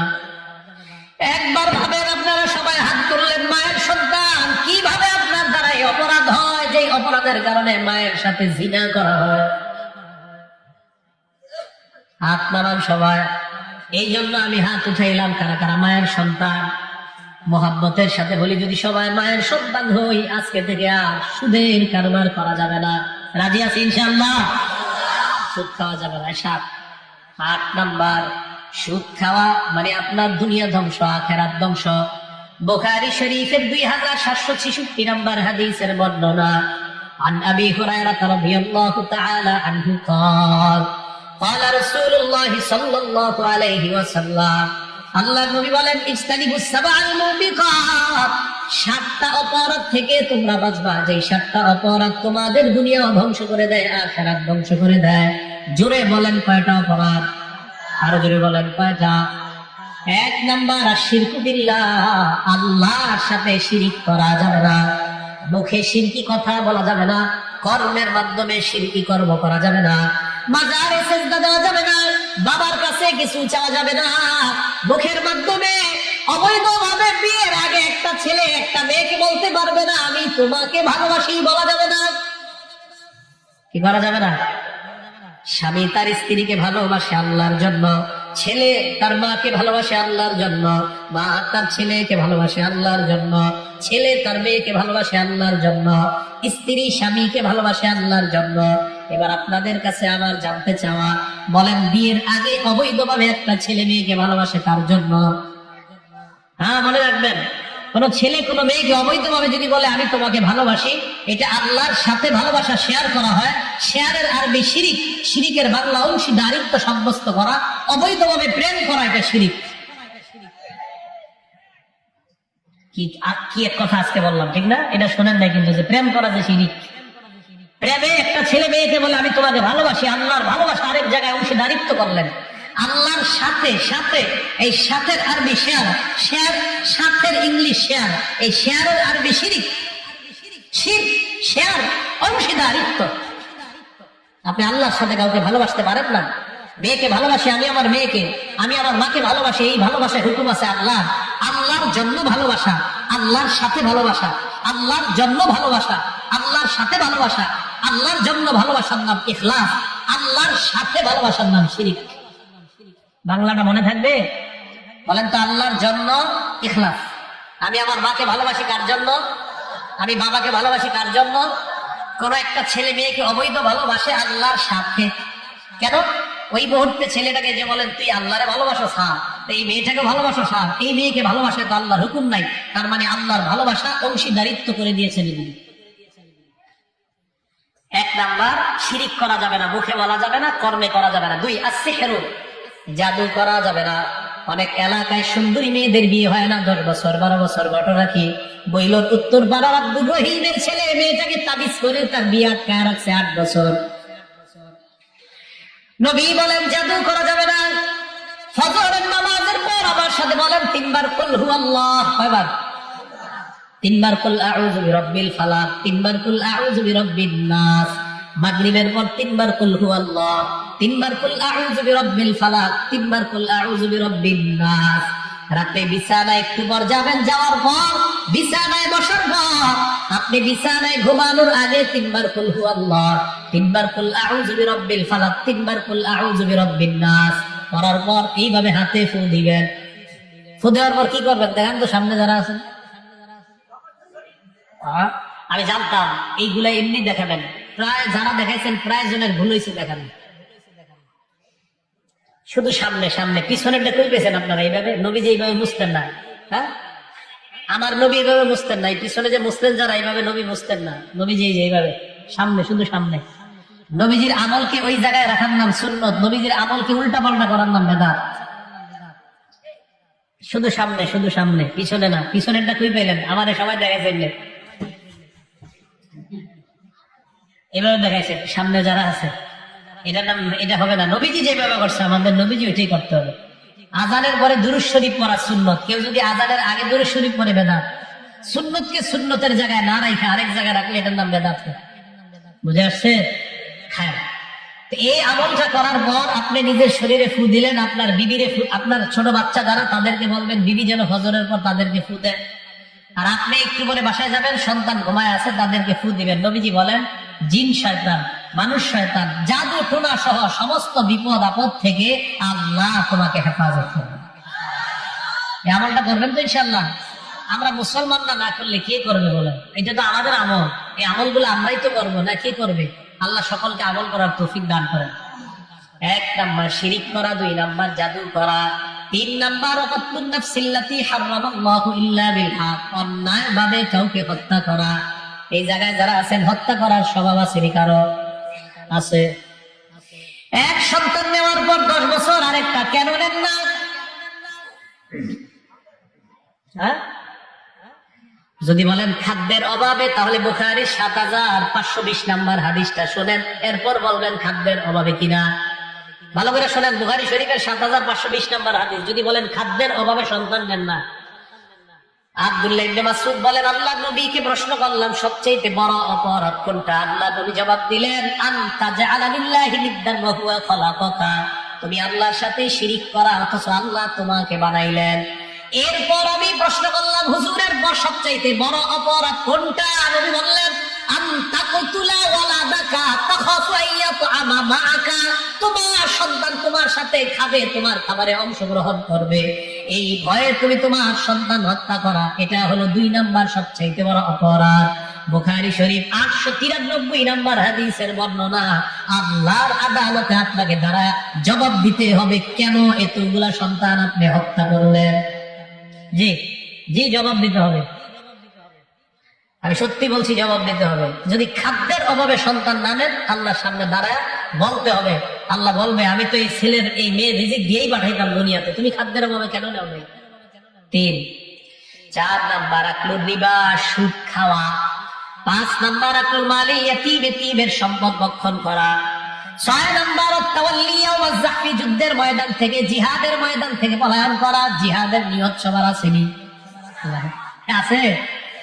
যদি না থাকে শুনে নেন, যদি না থাকে, قال رسول الله صلى الله عليه وسلم, আল্লাহ নবী বলেন, মান মাতা ওয়া লাম ইউজাহিদ ফি সাবিলিল্লাহ আও লাম ইউহাদ্দিস বিনাফসিহি, কোন মানুষ যদি এমন অবস্থায় মারা যায়, জিহাদ করে নাই অথবা জিহাদের সংকল্প করে নাই। কোন মুসলমান যদি জিহাদের সংকল্প ছাড়া মারা যায়, কোন মুসলমান যদি জিহাদের সংকল্প ছাড়া মারা যায়, মাতা আলা শুবাতিন মিনান নিফাক, আল্লাহ নবী কয় এই মুসলমান মুনাফিকে মৃত্যুবরণ করবে। বলে নাউজুবিল্লাহ। মুনাফিকি, জিহাদের সংকল্প প্রত্যেক মুসলমানের থাকতে হবে। জিহাদ মানে জঙ্গি না। এখন জিহাদ শুনলে অনেকে মনে করে জঙ্গি না, মূলত জঙ্গিবাদ আর সন্ত্রাস নির্মূল করার 1 নাম্বার যে ঔষধ, এই ঔষধের নাম জিহাদ। জিহাদ মানে জঙ্গি না, এটা বুঝতে হবে। তাহলে জিহাদের ময়দান থেকে পলায়ন করা বড় অপরাধ। 6 নাম্বার। 7 নাম্বার ওয়াকাসফুল মুহসানাতিল মুমিনাতিল গাফিলাত, সতী কোন নারীকে অন্যায় ভাবে তার উপর মিথ্যা অপবাদ চাপায়া দেওয়া। একজন সতী নারীর উপর মিথ্যা অপবাদ দেওয়া। এই 7টার মধ্যে সুদ খাওয়ার কথা আছে না নাই? তাহলে সুদ খাওয়া মানে আপনার জীবন ধ্বংস। মোট হলো 8টা। 1 নাম্বার আল্লাহ নবীর সাথে লড়াই করা। 2 নাম্বার কিয়ামতের ময়দানে পাগল অবস্থায় ওঠা। 3 নাম্বার কিয়ামতের ময়দানে ফাঁস লাগানো অবস্থায় ওঠা। 4 নাম্বার সুদ খাওয়া মানে এলাকার জন্য আল্লাহর আযাব বৈধ করা। 5 নাম্বার সুদ খাওয়া মানে এলাকায় দুর্ভিক্ষ লাগা। 6 নাম্বার সুদ খাওয়া মানে আপনার পেট বিশাল বড় বাড়ির মতো হওয়া, এই বাড়ির মধ্যে বিশাল বড় বড় সাপ দেখা যাওয়া। 7 নাম্বার সুদ খাওয়া মানে আপন মায়ের সাথে ব্যভিচার করা। 8 নাম্বার সুদ খাওয়া মানে আপনার দুনিয়া ধ্বংস, আখিরাত ধ্বংস। আল্লাহ আমাদেরকে সুদ খাওয়া থেকে বেঁচে থাকার তৌফিক দান করেন। বলেন আমিন। 9 নাম্বার যারা সুদ খায় তারা কিয়ামত পর্যন্ত রক্তের নদীতে সাঁতার কাটতে থাকবে, কিয়ামতের আগে নদীর কিনারায় যেতে পারবে না। নাউজুবিল্লাহ। আস্তে কর। দলিল বুখারী শরীফের 2085 নাম্বার হাদিস। এই হাদিসটা সংক্ষিপ্ত আছে। 1386 নাম্বার হাদিস একটু বড়। 7047 নাম্বার হাদিস অনেক বড়। তিনটাই সুদের ব্যাপারে কথা আছে। তিনটা হাদিসের বর্ণনাকারী সামুরা ইবনে জুনদুব রাদিয়াল্লাহু তাআলা, তিনি বলেন, ফজরের নামাজ পড়ার পর আকবালা আলাইনা বিওয়াজহিহি, নবীজি আমাদের দিকে চেহারা করে বসলেন। আপনাদের এলাকার ইমাম সাহেব ফজরের পর চেহারা আপনাদের দিকে করে কিনা? সবাই কয় না। নবীজি আমাদের দিকে চেহারা করে বসলেন। বসার পর আল্লাহ নবী আমাদের দিকে তাকাইলেন, তাকায়া আমাদেরকে বললেন, হাল রাআ আহাদুম মিনকুম মিন রুইয়া, তোমাদের মধ্যে গত রাত্রে কেউ কোনো স্বপ্ন দেখেছো কিনা? সাহাবারা কোনো জবাব দেয় না। নবী বললেন, যেহেতু তোমরা কোনো জবাব দাও না, আমি বলি গত রাত্রের একটা ঘটনা তোমাদেরকে শোনাইতে চাই। রাতের বেলা আমি দেখলাম রাআইতুল লাইলাতা রাজুলাইনি আতায়ান, 2 ব্যক্তি আমার কাছে গত রাতে আসছে। এতটুকু কথা আপনারা বুঝছেন? আচ্ছা। আসার পর ফাত্তা আসানি, আমারে জাগাইছে, এই উঠেন উঠেন, আমি যাচ্ছি। ফাখরাজানি ইলা আরদিন মুকাদ্দাসা, আমারে নিয়ে চললো একটা পবিত্র জমিনে গেলাম। নবী বলেন, যাইতে যাইতে হাত্তা আতাইনা আলা নাহরিন মিন দাম, একটা রক্তের নদীর কাছে পৌঁছলাম। আপনাদের কাছে জানতে চাই, দুনিয়ার যে নদীগুলা আমরা দেখি, এই নদীগুলার মধ্যে পানি না রক্ত? নবীজি বলেন, আমি একটা নদীর কাছে গেলাম, নদীর মধ্যে তাকায় দেখলাম নদীর পানিগুলা রক্ত আর রক্ত। নদীর মধ্যে তাকাইলাম, তাকায় দেখলাম ফিহি রাজুলুন কাইম, এক ব্যক্তি নদীর মাঝখানে দাঁড়ায় আছে। নদীর কিনারায় তাকাইলাম, তাকায় দেখলাম আলা শাত্তিন নহরি রাজুলুন বাইনা ইয়াদাইহি হিজারা, নদীর কিনারায় একজন দাঁড়ায় আছে, তার সামনে পাথর আর পাথর। নদীর মাঝখানে একজন কিনারায় একজন। আমি একবার তার দিকে তাকাই, একবার মাঝের লোকটার দিকে তাকাই। নবীজি বলেন ফাকবালার রাজুলুল্লাযী ফিন নাহরি, নদীর মাঝখানের যে লোকটা, এই লোকটা সাঁতার কাটা শুরু করছে কিনারায় যাওয়ার জন্য। আল্লাহর নবী বলেন লোকটা সাঁতার কাটতে কাটতে নদীর কিনারায় যখন যায়, রামাল্লাযী আলা শাত্তিন নাহরি বিহাজারিন ফি ফিহি, নদীর কিনারায় যে লোকটা, এই লোকটা পাথর নিয়ে সাঁতারকারী লোকটার মুখ বরাবর মারে। ফালকামাহু হাজার, আল্লাহ নবী কয় ভাব যেভাবে আমরা লোকমা দিয়া গিলা দেই, ওই পাথরটা বিশাল বড় মুখের ভিতর লোকমার মতো ঢুকে যায়। রাদ্দাহু হাইসু কানা, নবী বলেন পাথরের আঘাতের সাথে সাথে লোকটা আবার আগের জায়গায় যায়, আবার সাঁতার কাটা শুরু হয়, আবার নদীর কিনারায় যায়। আল্লাহ নবী বলেন আবার পাথর মারে, আবার নদীর মাঝখানে যায়। ফাজাআলা রাজুলু কুল্লামা জাআ লিয়াখরুজা রামাল্লাযী আলা শাত্তিন নাহরি বিহাজারিন ফি ফিহি, যতবার নদীর কিনারায় উঠতে চায় ততবার পাথরের আঘাতে আবার নদীর মাঝখানে যায়। আমি প্রশ্ন করলাম ওই দুইজনকে, এই লোকটাকে, যে লোকটার এত কষ্ট, আমাকে তারা দুইজন জবাব দেয় আল্লাযী রাআইতাহু ফিন নাহরি আকিলুর রিবা,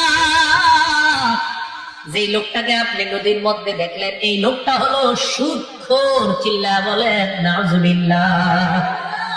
আমি প্রশ্ন করলাম কতদিন সাঁতার কাটবে? তারা দুইজন কয় হুজুর কিয়ামত পর্যন্ত সাঁতার কাটবে, কিয়ামতের আগে নদীর কিনারায় পৌঁছতে পারবে না।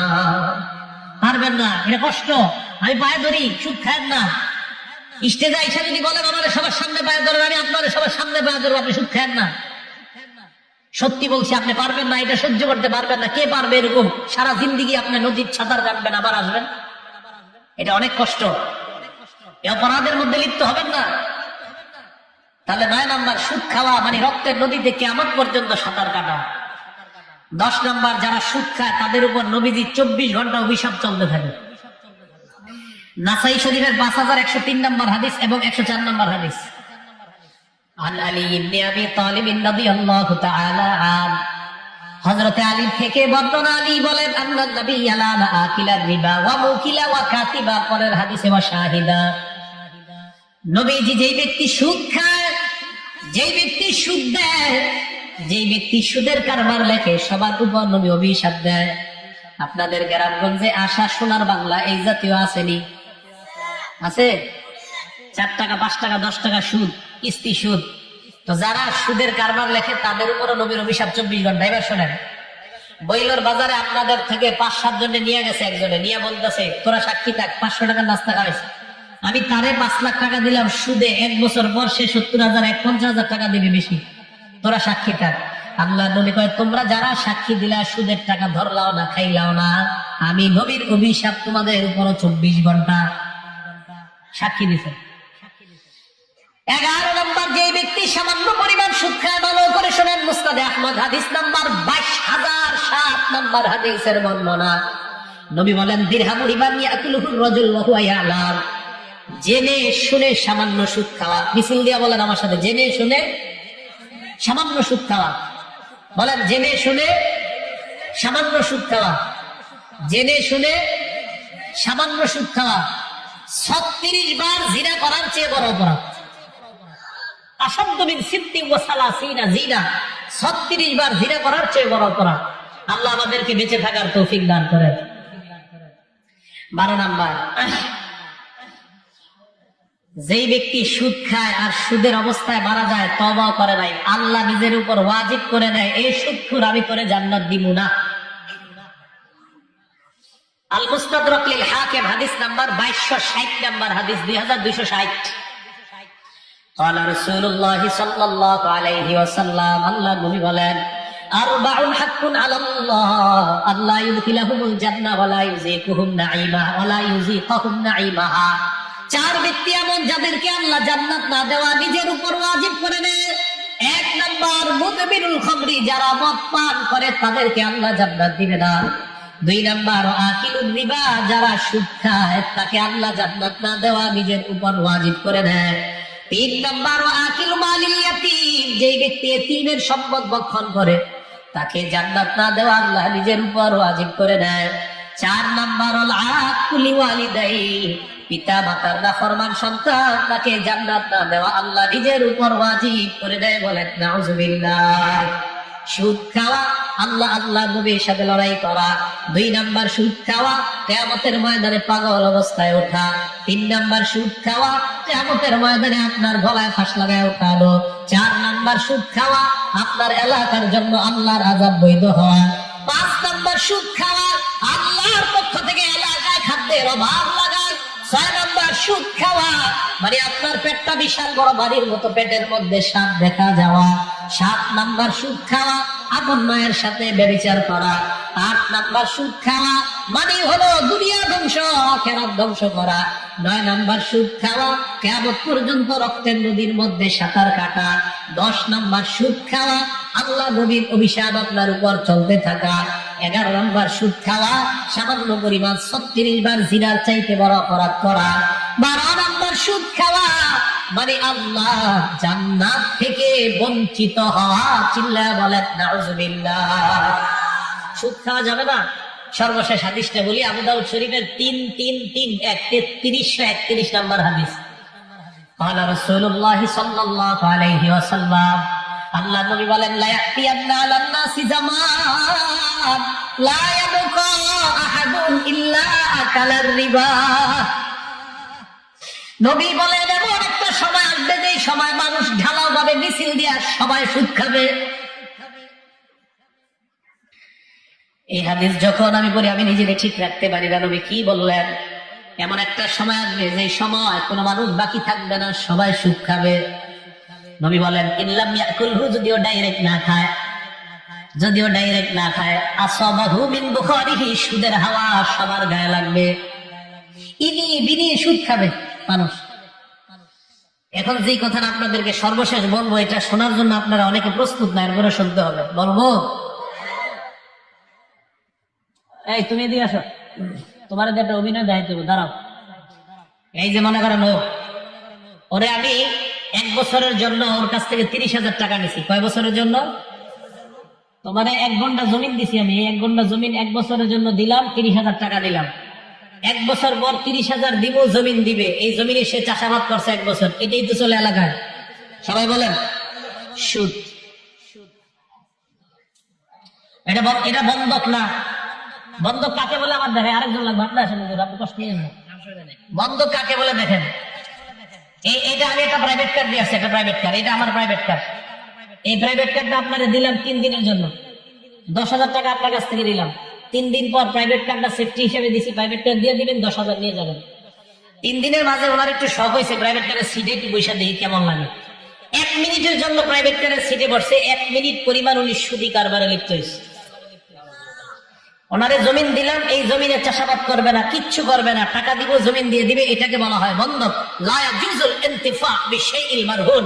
বন্ধকি জিনিস দিয়ে উপকৃত হলে এটাকে বন্ধক বলা হয় না। কথা কি বুঝে আসছে? এটা হারাম। এলাকায় এটা সবার করতেছেন, এই কাজ করেন না। এই সুদের কারবার, হ্যাঁ মাশাআল্লাহ, ভালো কথা। শেষের দিকে 500, 1000, 2000 কিছু দিয়ে দিলে এটা ভালতামি, এটা বাটপার, এটা আরো ভয়ঙ্কর অপরাধ। জায়েজ নেই। লিজ জায়েজ, লিজ। এই মাঠটা আপনাদেরকে ভাড়া দিব 1 বছরের জন্য, 50,000 টাকা দিবেন, বাস। এই টাকা আর পাবেন না, এটাকে বলা হয় লিজ। তাহলে জমিন দিলাম, টাকা নিলাম, আবার 1 বছর পর টাকা দিব, জমিন দিবেন, আর 1 বছর চাষাবাদ করলেন, এটা সুদ। জায়েজ নাই। ওনারে আমি স্বর্ণের চেন দিছি, আপনি রাখেন বন্ধক। 10,000 টাকা নিলাম, উনি 10 দিন স্বর্ণের চেনটা রাখছে। ওনার মেয়ে এসে গাঁথবো, একটু সেই চেনটা বইরা দেখি। ওনার মেয়ে সামান্য সময়ের জন্য বললে উনি সুদি কারবার করলেন। এই চেন ওনার মেয়ের গায়ে, ওনার বউর গায়ে, ওনার নাতনির গায়ে, কারো গায়ে দিতে পারবে না। এটা সুদ। এই সুদ থেকে সবাই বেঁচে থাকবেন। আল্লাহ আমাদের সকলকে যে ভয়াবহ 12টা অবস্থা জানলাম, হুজুর এসে বলছে, এই 12টা অবস্থার ভয়াবহ অবস্থাগুলা আমরা মাথায় রেখে আপনাদের পায়ে ধরি, কেউ সুদ খায়েন না, আল্লাহর রাস্তায় আপনারা সুদ খায়েন না। আল্লাহ পাক রব্বুল আলামিন আমাদের সকলকে সুদ নামক এই অপরাধ কর্ম থেকে আমরা যেন বেঁচে থাকতে পারি, আল্লাহ তৌফিক দান করেন। আমিন। ওয়া আখিরু দাওয়ানা আলহামদুলিল্লাহ। আচ্ছা ঠিক আছে, আগে বলবেন না, ঠিক আছে ঠিক আছে না, আমি ভাবছি হুজুরই বক্তা। আচ্ছা আচ্ছা, না আমি বুঝতে পারি নাই। হালাল হারাম, এতক্ষণ হারাম আপনাদের যে হারামের সম্পর্ক এটা ছিল খাদ্যের সাথে। বলেন কিসের সাথে? সবাই বলেন কিসের সাথে? কিছু হারামের সম্পর্ক কথার সাথে। সবাই বলেন কিছু হারামের সম্পর্ক কিসের সাথে? মন দিয়ে শুনে না, না এটা গুরুত্বপূর্ণ আলোচনা, বুঝছেন না? এটাও ভালো আলোচনা, এইগুলো শুরু করছে। কিছু হালালের সম্পর্ক কথার সাথে। মিথ্যা কথা বলা হালাল না হারাম? সবাই বলেন মিথ্যা কথা বলা হালাল না হারাম? হারাম। বুখারী শরীফের হাদিস নাম্বার 6094 নাম্বার হাদিস। আব্দুল্লাহ ইবনে মাসউদ রাদিয়াল্লাহু তাআলা আনহুর বর্ণনা, ক্বালা রাসূলুল্লাহ সাল্লাল্লাহু আলাইহি ওয়াসাল্লাম, আল্লাহর নবী বলেন, ইন্নাস সিদকা ইয়াহদি ইলাল বির ওয়া ইন্নাল বিররা ইয়াহদি ইলাল জান্নাহ। আল্লাহর নবী বলেন সত্য মানুষকে নেকির দিকে নিয়ে যায়, নেকি মানুষকে আল্লাহ জান্নাতের রাস্তা দেখায়। ইন্নার রাজুলা লা ইয়াসদুকু ওয়া ইয়াতাহাররা সিদকা, মানুষ সত্য কথা বলে, সত্য বলতে বলতে এমন একটা অবস্থা হয়ে যায়, হাত্তা ইউক্তাবা ইনদাল্লাহি সিদ্দিকা, আপনাদের এলাকার কেউ যদি নিয়মিত সত্য কথা বলতে থাকে, আবু বকরের নাম যেমন সিদ্দিক, আপনার নামের সাথে আল্লাহ সিদ্দিক উপাধি লাগায় দেয়। এবার আল্লাহর নবী বলেন, ওয়া ইন্নাল কাযিবা ইয়াহদি ইলাল ফুজুর, মিথ্যা মানুষকে পাপাচারের দিকে নিয়ে যায়। ওয়া ইন্নাল ফুজুরা ইয়াহদি ইলান নার, পাপাচার মানুষকে জাহান্নামী বানায়া দেয়। নবীর জামানায় একজন নিজের দাবি করছে মুসাইলামাতুল কাজ্জাব, নবুয়ত দাবি করছে। আল্লাহর নবী বলেন, কোন মানুষ যদি নিয়মিত মিথ্যা কথা বলে, উঠতে বসতে মিথ্যা, ব্যবসা করতে মিথ্যা, বারবার মিথ্যা কথা বলে, এমন অবস্থা হয় হাত্তা ইউক্তাবা ইনদাল্লাহি কাজ্জাবা, ওই মানুষটার নাম আল্লাহর খাতায় কাজ্জাব মানে অধিক মিথ্যাবাদী বলে লিপিবদ্ধ হয়। বলেন নাউজুবিল্লাহ। তাহলে মিথ্যা বলা এটা হারাম, এটা করা যাবে না। তিরমিজি শরীফের 1973 নাম্বার হাদিস। বাংলাদেশ স্বাধীন হয়েছে কয় সালে? 71-এ। আর তিরমিজি শরীফের হাদিসটার সংখ্যা হলো 1973। রাসূল কারীম সাল্লাল্লাহু আলাইহি সাল্লামের বিবি আম্মা জান আয়েশা বলেন, মা কানা খুলকুন আবগাযা ইলা রাসূলিল্লাহি সাল্লাল্লাহু আলাইহি ওয়াসাল্লাম মিনাল কাযিব, আল্লাহর নবীর কাছে সবচেয়ে খারাপ যে বিষয়টা ছিল মিথ্যা কথা বলা। মিথ্যা বলার মতো নবীর কাছে এত পছন্দের বিষয় আর কোনো কিছুই ছিল না। মিথ্যা কথা যদি কেউ বলতো, আম্মা জান আয়েশা বলেন, মা জালা ফি নাফসিহি হাত্তা ইয়ালামা আন্নাহু কাদ আহদাসা মিনহা তাওবা, কোন মানুষ যখন নবীকে মিথ্যা কথা বলতেন, মিথ্যা বলার পর নবী খাওয়ার সময়ও নবীর চেহারাটার মধ্যে পেরেশান, মিথ্যা বলার পর নবী নামাজের মধ্যে পেরেশান। সাহাবারা বলতেন, হুজুর আপনার কি হয়েছে? আল্লাহ নবী বলতেন, ওই মানুষটা আমার সাথে মিথ্যা কথা কেন বললো? মিথ্যা বললে নবী সইতে পারতেন না। এই জন্য মিথ্যা কথা বলা যাবে না। আল্লাহ আমাদের সকলকে মিথ্যা থেকে বেঁচে থাকার তৌফিক দান করেন। গুরুত্বপূর্ণ একটা কথা, আপনারা আপনাদের সন্তানদেরকে এমন করেন, আব্বু এদিকে আসো তোমার মজা দিব, বলেন কিনা? আব্বু এখানে আসো মজা দিব, আসার পরে মজা দেন নাই। মোরগ মুরগির এলাকায় আপনারা এমন করেন, আসার পরে নাস্তা দেন না, আদার দেন না, ধৈর্য জবাই করছেন, আপনার নামে একটা মিথ্যাবাদী আল্লাহ খাতায় লেখা হবে। দলিল দিচ্ছি, আবু দাউদ শরীফ 4991 নাম্বার হাদিস। আব্দুল্লাহ ইবনে আমির রাদিয়াল্লাহু তাআলা আনহুর বর্ণনা। আব্দুল্লাহ ইবনে আমির বলেন, দাতনি উম্মি ওয়া রাসূলুল্লাহি ফি বাইতিনা, আমার আম্মা আমাকে ডাক দিছে, আল্লাহর নবী আমাদের বাসায় ছিলেন। আমার আম্মা আমাকে ডাক দেওয়ার পর আমার আম্মা বললেন, হা তাআল উতিকা, বাবা এদিকে আসো, তোমারে কিছু আমি দিব। আব্বু এদিকে আসো, কিছু দিব। আল্লাহর নবী আমার আম্মাকে বললেন, মা রাতিয়ান তুতিহি, তুমি তোমার ছেলেরে কি দিতে চাও? আমার আম্মা জবাব দিলেন, উতিহি তামার, আমি তারে খেজুর দিব। আল্লাহর নবী বললেন, আমা ইন্নাকি লাম তুতিহি শাইআ, তুমি যদি তোমার ছেলের ডাক দেওয়ার পর খেজুর না দিতা, কিছু না দিতা, এভাবে ডাক দিছো, আসো আব্বু মজা দিব, দেওয়ার পর যদি তুমি কিছু না দাও, আব্বু আসো মজা দিব, যদি আসার পর কিছু না দাও, কুতিবাত আলাইকি কাযিবা, তোমার নামে আল্লাহর দরবারে একটা মিথ্যাবাদী লেখা হয়ে যায়। বলেন নাউজুবিল্লাহ। এটা হয় কিনা? এরপর আরেকটা শুনেন, এটা গুরুত্বপূর্ণ। মনে করেন হুজুরের সাথে আমরা 4-5 জন বসা, তো হুজুর আল্লাহ আল্লাহ মানুষ, হুজুর আমাদের কয়েকজনে বললেন, এই তোমরাও খাও, আমাদের পেটে খিদে আছে ঠিক, তো হুজুরের সামনে লজ্জা খেতে পারি না, তো বলতে পারি হুজুর আপনি খান, আমরা খাবো না, এটা বলা যায় না। অথবা হুজুর আমরা পরে খাবো, আপনি খান। কিন্তু আপনি ক্ষুধা রেখা বললেন, হুজুর খিদা নাই, আপনি খান, আপনি মিথ্যা কথা বলছেন। দলিল ইবনে মাজাহ হাদিস নাম্বার 3298 নাম্বার হাদিস। আসমা বিনতে ইয়াজিদ রাদিয়াল্লাহু তাআলা আনহার বর্ণনা। তিনি বলেন, আমাদের নবীজির চাইতে বড় পীর, বড় আল্লামা, বড় শাইখুল হাদিস, বড় মুফতি দুনিয়াতে কেউ নাই। কথা তো ঠিক। নবীজির সামনে একদল বসা, ওই মুহূর্তে নবীর সামনে খানা দেওয়া হয়েছে। খাবার দেওয়ার পর আমরা যারা নবীর সামনে বসা, আমরা বললাম, লা নাস্তাহি, আমরা খাবো না, খিদা নাই। নবীজি বললেন, আসলে খিদা নাই, তার আসলে খিদা নাই? তারা বলে তারা চুপচাপ। নবী বললেন লা তাজমানা জুআন ওয়া কাযিবা, এক পেটের মধ্যে ক্ষুধা আর মিথ্যা একত্রিত করবা না। তুমি দুনিয়ার মধ্যে ক্ষুধা রেখা যদি বলো ক্ষুধা নাই, দুনিয়ায় খাবারের কষ্ট পাইলা, আখিরাতে মিথ্যা বাদীর কষ্ট পাইলা। ক্ষুধা রেখা বললেন যদি খিদা নাই, নবীজি বললেন লা তাজমানা জুআন ওয়া কাযিবা, ক্ষুধা মিথ্যা একত্রিত করবা না। এবার আরেকটা আশ্চর্যজনক কথা আপনাদেরকে আমি শোনাইতে চাই, হুজুরের সময় নষ্ট করবো না। তিরমিজি শরীফের 2314 নম্বর হাদিস, 2314। আমরা মাঝে মাঝে এমন কথা বলি, কি ভাই ভালো আছেন তো বইলা টইলা বলি কি কথার কথা কইলাম, বলে না কথার কথা। অনেক সময় কথা বইলা বলি কথার কথা কইলাম। নবী কি বলে শোনেন, ইন্নার রাজুলা লা ইয়াতাকাল্লামু বিল কালিমা, মাঝে মাঝে মানুষ এমন কথা বলে লা ইয়ারা বিহা বাসা, ওই মানুষ জানেও না এই কথার মধ্যে মনে করে কোনো ব্যাপার না, এমন কথা বলে। চা স্টলের সামনে চারজন চা খায়, হঠাৎ একটা আন্দাজি কথা কয়, আল্লাহ নবী কয় সেই কথাটাকে কিছুই মনে করে না, ছাইড়া দিছে একটা। নবী বলে তার জানাও নাই ইয়াহরি বিহা 70 খরিফান ফিন্নার, তার এই কথার কারণে 70 বছর জাহান্নামের ফয়সালা হয়ে গেছে, তার জানাও নাই। আমরা নাউজুবিল্লাহ আসতে করবা।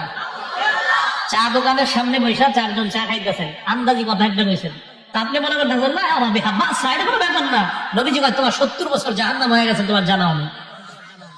এবার সর্বশেষ একটা হাদিস বলি, হাদিস আমার জন্য, বক্তা যারা তাদের জন্য, বিশেষ করে যারা বক্তৃতা দেয় তাদের জন্য, এটা আমি আমার জন্য আজকে। তিরমিজি শরীফের 2315 নম্বর হাদিস, নবীজি বলেন ওয়াইলুল লিল্লাযী ইউহাদ্দিসু লিইউদহিকা বিহিল কওম ফায়াকযিব, ওই মানুষ ধ্বংস হোক যে মানুষ মানুষের সামনে কথা বইলা কিছু মিথ্যা মিশ্রিত করে মানুষের হাসায়। যেমন আপনাদের এলাকায় সকালবেলা যুবক ছেলেরা মাঝে মাঝে কিছু এলাকা এমন কয় আজকে যে বক্তা আসবে হে খুব হাসাইতে পারে, জামুরে আজকে রাত্রে। এই যদি আপনাদের টার্গেট থাকে আর সত্যি সত্যি যদি ওই বক্তা কিছু মিথ্যা টিথ্যা মিশ্রিত করে আপনাদেরকে হাসায়, নবীজি বলেন ওয়াইলুল্লাহ ওয়াইলুল্লাহ ওয়াইলুল্লাহ, সে ধ্বংস সে ধ্বংস সে ধ্বংস। হ্যাঁ, এটা আমাদের নবীজি বলেছেন, আমাদের নবীজির কথা সত্য, সত্যি সত্য। তো নবীজি বলেছেন সে ধ্বংস সে ধ্বংস সে ধ্বংস। এই জন্য মনে হবেন আমানত 8 প্রকারের মধ্যে একটা আমানত ফিল কালাম, প্রত্যেকটা কথা একটা আমানত। আপনারা যারা এই জায়গায় যতজন আছেন, ধরে নেন এই জায়গায় আপনারা 1000 লোক, এই 1000 লোকের সামনে আমি যদি এই বর্তমান সময় পর্যন্ত আমি 1000 লোকের সামনে 75 মিনিট বা 70 মিনিট বা 80 মিনিট কথা বলে থাকি, প্রত্যেকের 80 মিনিট যদি একত্রিত করেন কয় হাজার মিনিট হবে? এই 1000 মিনিট পরিমাণ জবাব আল্লাহর কাছে আমি কিয়ামতের মাঠে দিতে হবে। আল্লাহ বলবে এই 1000 মিনিট কি তুমি তাদের আমানত ঠিক মতো রক্ষা করেছো কিনা? এটা আল্লাহ আমাকে জিজ্ঞাসা করবে, আপনাদের সবার মিনিট একত্রিত করে এই 1000 মিনিট গুলো আল্লাহর সামনে আমাকে আল্লাহ জিজ্ঞাসা করবে। এই জন্য একজন বক্তার কত হাজার মিনিটের হিসাব দিতে হবে আল্লাহর কাছে? হাজার হাজার মিনিটের হিসাব দিতে হবে। তা আমি বলছি প্রিয় ভাইয়ারা, মুসলমান হাসবে আল্লাহর জন্য, মুসলমান কানবে আল্লাহর জন্য। যেমন আমি আপনাদেরকে একটু হাসাই, আল্লাহর জন্য হাসাবো। এখন নবীজি বসা, এক মহিলা আসছে সাহাবাদের সামনে, নবীজি চাদরটা বিছিয়ে দিচ্ছে, সুবহানাল্লাহ। মহিলা এসে নবীজি চাদরে বসছে, সাহাবার অবাক, এই মহিলারে নবীজি চাদর বিছিয়ে দিছে রে কে? মহিলা চাদরের উপরে বসে কয় মোহাম্মদ কেমন আছো? জি ভালো আছো। আমার একটা উট দাও, উঠ উঠ উঠ উঠ। বলেন কি দাও? উঠ। নবীজি কয় না আপনার ওটের বাচ্চা দেই। মহিলা কয় তোমারে কইছি ওট দিতা। নবীজি কয় না আপনারে ওটের বাচ্চা দেই। মহিলা কয় তোমারে কইছি ওট দাও। নবীজি কয় না আপনারে ওটের বাচ্চা দেই। মহিলা রাগ হয়ে উঠে রওনা করছে, সাহাবাদেরকে নবী বললেন মহিলাটাকে থামাও। কোন কোন বর্ণনায় এই মহিলা অন্য কেউ নয়নি, আমার দুধমা হযরত হালিমা। আম্মা আসেন, এদিকে আসেন, নেন। নবী তার ওই মা দুধমাকে হালিমা কোন বর্ণনায়, হালিমা কোন মহিলা কোন বর্ণনায়, অন্য একজন মহিলা তাকে বললেন নেন, আপনি উট চেয়েছেন, আপনি উটটা নেন। মহিলা কয় শেষমেশ তো তুমি আমারে ওটেই দিলা, কেন বারবার বললা উটের বাচ্চা দিবা? রাগ উঠাইয়া দিলা আমার। সবাই তৈরি হন, এখন আমরা হাসবো সওয়াবের নিয়তে। আল্লাহ নবী কয় আম্মা আপনারে যে ওটটা দিছি এটা তো আরেকটা ওটের বাচ্চা।